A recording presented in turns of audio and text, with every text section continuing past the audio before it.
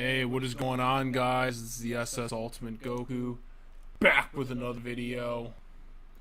And so today I'm going to be talking about the review of the SS Ultimate about the Macho Man A&E review For Randy Savage. Ooh, yeah, because I am the cream of the crop and I want the spotlight on top of me. Ooh, yeah. So my favorite wrestler of all time, so obviously I checked this one out. Unlike the Stone Cold one, this one to me was not well done very well at all. And let me get into that. So when they did Stone Cold's review, or when they did his documentary, whatever, they basically talked about his early days and the rise of Stone Cold Steve Austin. They went into details on a lot of his matches, not all of them, but obviously some of the more popular matches. With Randy Savage, they went into one, and that was it, and that was the Steamboat match. And that was it. They didn't cover any of his other matches. They didn't cover about how he won his first world title. They didn't cover about how he won his second title against Ric Flair. They kind of dug deep more into his earlier career, how he got into the business, which I liked. I liked that. They talked about his baseball career, some of the stuff he did in his early wrestling career with Memphis, or, in Memphis when they opened up a territory. Right, the rival Jerry the King Lawler. They talked about some of the stuff, how he, changed his voice. With that iconic, ooh, yeah, cream of the crop. They talked about all that. But I was quite disappointed with it as they went on. The first about hour of it was very well done, and then after that, it went really south. Not to quote Mouth of the South, Jimmy Hart, but it literally went south. Because once they got away from the earlier stuff in his career before he went to the WWE, and then they, talked about stuff with Miss Elizabeth, and which that's fine. You have to talk about Miss Elizabeth because he was her manager, and his real life wife at one point. But when I started to really not like this documentary is when they started to dive deeper and deeper into the stuff with Miss Elizabeth, and they really started to really assassinate Savage's character, and that really started to piss me off because I wasn't watching this for, we know a lot of these wrestlers aren't perfect, with the steroids and rages that goes on with a lot of wrestlers having to, use steroids and stuff like that, especially in the early days. But what really started pissing me off was, one, the lack of going into details about his matches, and yes, his Steamboat match was his greatest match of his career, but he had other great matches. It's not like he didn't have great matches. His match with Flair at WrestleMania, WrestleMania 8 for the WWE title was a great match. Okay, his match with the $1 Million Man Ted DiBiase was a great match for the WWE title. They didn't get into some of his stuff with the world title, his WCW world title reigns, even though some of them were brief. Some of the wins he had there.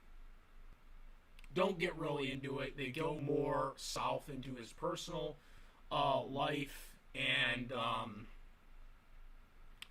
I was like, this is not right. We're talking about Randy Savage here. We're trying to talk about his great career. And you're talking about stuff, him being overprotective with Miss Elizabeth, which, yeah, you can get with that a little bit brief, But then they really start getting more into all the breakup. And then they talk about the stuff with Gorgeous George. Gorgeous George was his girlfriend at one point. And they talk about the breakup with that. Oh my God, he had cameras. He had cameras in the the house or whatever. which no one has really definitively proved this, by the way, but they put that out there in the documentary. And that really annoyed me because it was like, dude, like, this is supposed to be, we're supposed to be celebrating Randy Savage's career in a documentary, and we're talking about stuff that really is shedding a negative light on Savage, and that was not something that I felt was right for them to do. Then they went into the whole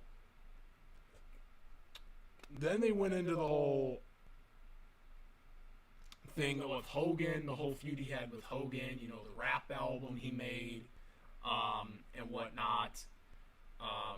It's whatever with that. I know he had a huge beef with Hogan, and it's still very inconsistent on whether Hogan really made up with Savage before he passed away. There's been a lot of contradictions with that. Hogan is not trustworthy when it comes to whatever comes out of his mouth because he's been a known liar multiple times. He's been caught in lies. So that's something that you have to take with a great assault with Hulk Hogan.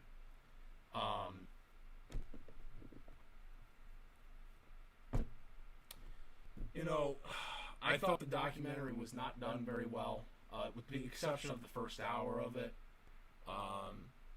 And then, then they really got more into the stuff with Miss Elizabeth. Even though Miss Elizabeth was no longer, like, with him anymore. Like, they were getting into stuff about Miss Elizabeth, when they were not married anymore. They talked about, the stuff with Lex Luger, once Lex Luger got married to Miss Elizabeth, and, to her unfortunate death with the drug overdose. And I was like, this isn't about Lex Luger. This is about Randy Savage. Why are we talking about this? Why are we getting into his matches? They didn't get into any of his matches. Into details, the setups. His setup match with Ric Flair. How they, orchestrated the storyline, because we know it was originally supposed to be Hulk Hogan versus Ric Flair at WrestleMania 8, and then they changed it to Savage. So, why aren't we talking about, Macho Man, how he set it up? Did he come up with the clipboard thing like he did with Steamboat? Why aren't we talking about that? Why aren't we talking about how the setup for him to become the WWE champion with Ted DiBiase in the tournament at WrestleMania 4? Why was this stuff never mentioned in this documentary? This documentary is supposed to, be about the life of this wrestler, this larger-than-life wrestler, and they hardly talked about any of his matches. They were getting into all the personal stuff, which that's fine. You can get into deep, into stuff like that. I'm not saying you can't, but the documentary was almost, it was like 70% of it was about the stuff that happened outside of the ring, and that really annoyed me. I was like, oh my god, I want to hear details. I want to hear details about the matches. They did this with Austin, so you can't say they can't do it, because they did it with Austin. They went into details about with The Rock, when he had his matches with The Rock. They lacked it with some of the other guys, like Bret Hart and stuff like that, but at least they were getting into stuff. They didn't do that. Here was Savage. And that really upset me. I was, expecting to hear more of this, and it really felt the documentary was disingenuous to Savage. Like, they tried to take unnecessary jabs at me. The documentary felt like they were trying to take unnecessary jabs at him without taking unnecessary jabs at him. It felt like, he did this, they tried to paint him somehow as nice, with at the same time explaining some of these things that he did that were not so nice. That's what the documentary felt like. I was very uncomfortable and very unsettled on the stuff they were going on about. It was not a good documentary. It was not. If you want a Macho Man documentary, this is not the one to go to, because this was very disingenuous in my opinion. they really ripped at him. They really ripped at him, in my opinion, and it really pissed me off. You know, and again, they talked about the stuff with Luger, which has nothing to do with him. So why is the whole thing with Luger and Miss Elizabeth being brought up? You know, he was not involved with what happened between Lex and Elizabeth. You know, Elizabeth unfortunately had a drug overdose and unfortunately passed away way too young. But that had nothing to do with Savage. So why is it being brought up? You know, why is it being brought up in his documentary? You know, they talked about some of the stuff at his end of his life. You know, where he married his I guess high school sweetheart. You know, that they kind of broke up. You know, and lost touch. You know, before he met Miss Elizabeth. You know, because you know he got cut from the baseball career that he had and went into professional wrestling. So, you know, they went into that, you know, and unfortunately his end and his passing was still, it made me cry when it happened, you know, when we found out he had the heart attack, because all this, you know, this nonsense, you know, about the whole Stephanie affair and all that stuff that people still crumble around on the internet, which is false. Like, it never happened. I don't care what anyone says. It never happened. Every person that's been interviewed about this that was around WWE during that time period never heard about it until years later when all this the rumors started happening. I think it's an urban legend that people made up. But the whole thing with Savage, you know, the whole thing with Savage was, again, I was trying to expect, you know, the rise of his career. You know, the Steamboat match, obviously that put him on the rise to the main event, but then they don't get into, you know, I mean, they showed highlights of his matches, but they don't get into the details, like what they did with the Steamboat match. They didn't get into details. I want details, man. Documentaries, I want to know what's going on behind the scenes, what they did with Steamboat, but they don't do it with the other guys. That's a documentary. We're talking about the guy's profession. I want to know what went into, you know, them getting the Ric Flair match. I want to know what's going into why he got the Ted DiBiase match. You know, these are the stuff I want to know when I'm coming into a documentary, and we didn't get that here. So I was very, very disappointed in this documentary. That's just the way to say it here. You know, I did not think this was a good documentary. I thought the Stone Cold one was much better done. And again, I think they did this in a very disgenuine way. You know, they tried to paint him as a nice guy, but also had bad problems. You know, they were saying they were trying to get all the interviews that they did, you know, and say all the nice things that he did, you know, and then, you know, put the unnecessary jabs and the bad things that he did, but still try to put him in a good light. It just felt very uncomfortable and very unsettling. As someone who's a fan of his, and still is, he's my favorite all-time wrestler. Never will get ever a chance to meet him, unfortunately, which is probably the worst part about it. But, you know, this is a guy I really like watching, and I love his matches to this day.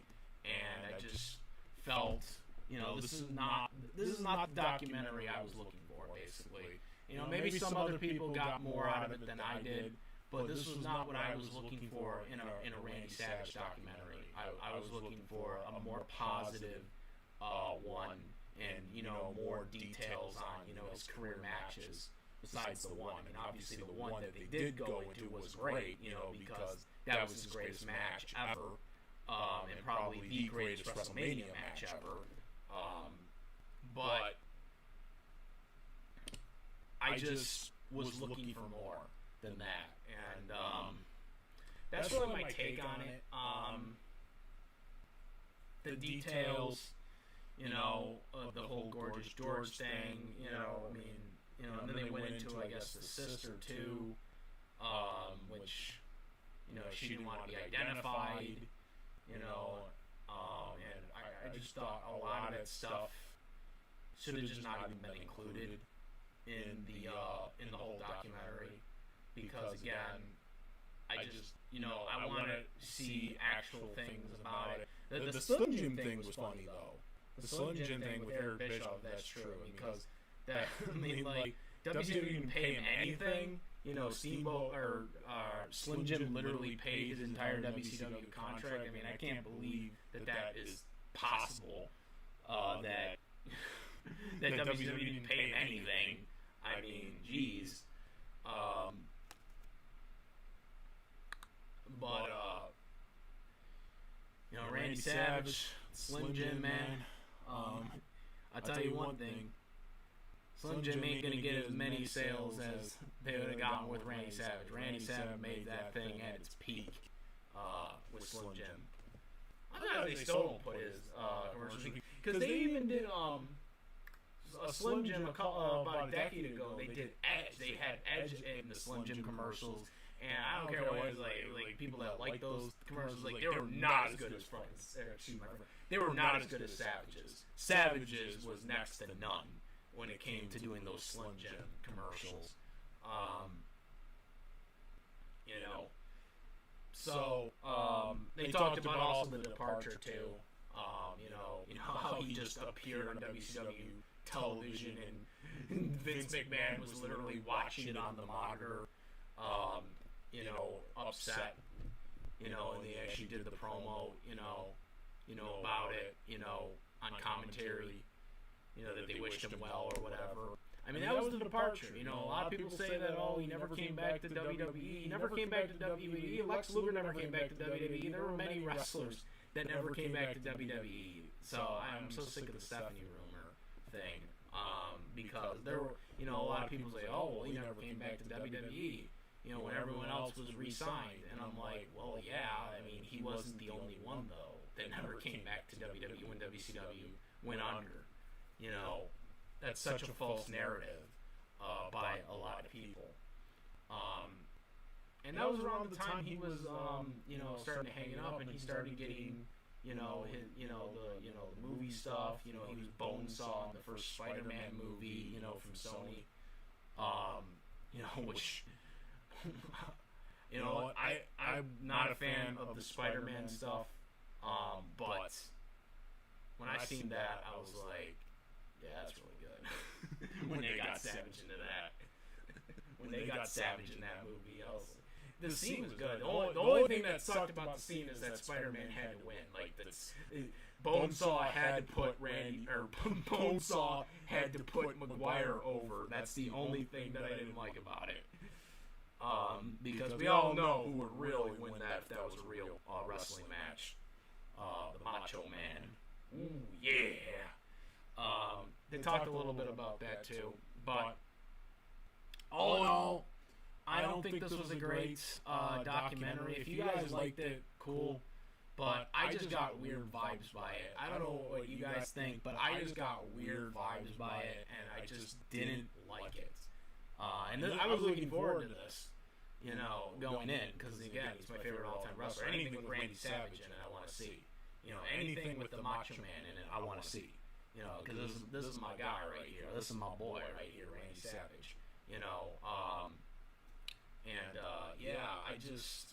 I couldn't get behind it, guys. That's just my take on it. Let me know what you guys think. Did you like this interpretation of Randy Savage, or you like me and you just didn't really think it was, genuine about it? Let me know what you guys think, guys, in the comment section. I'd really like to know.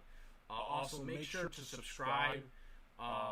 Also, if you are a subscriber, make sure to also check that you are subscribed. There's a lot of YouTube issues going on where YouTube, I guess, is unsubscribing people, as well as, there's a lot of people watching right now on my channel that aren't subscribed. So also make sure to hit the subscribe, and hit that notification bell for all the latest contents of all my videos that are being uploaded. All